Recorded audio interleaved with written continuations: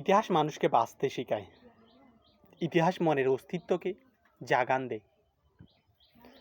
বর্তমান সময়ে বাঁশখালী আগের মতো পিছিয়ে নেই।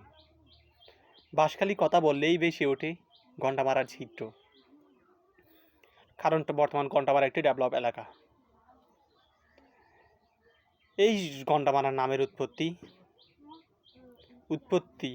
উৎপত্তি কিভাবে তা লিখা আছে সোনামণি চাকমার লিখা প্রসঙ্গ বাঁশখালী বইয়ে।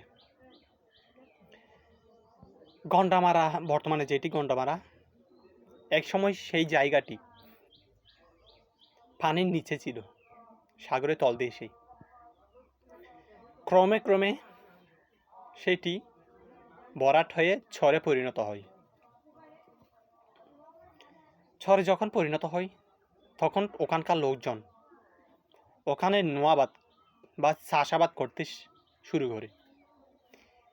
তখনকার সময়ে বাঁশখালীর পূর্ব প্রান্তে জলাকীর্ণ জঙ্গলে পরিপূর্ণ ছিল পাহাড় আর কি। ওই স্থান থেকে রাতের সময় গন্ডার এসে ওই চাষাবাদকৃত জায়গার ফসলগুলো ধ্বংস করে ফেলত। আর যারা ফসল চাষাবাদ করত এবং ওই এলাকার মানুষজন ওই গন্ডারগুলোকে মেরে ফেলত।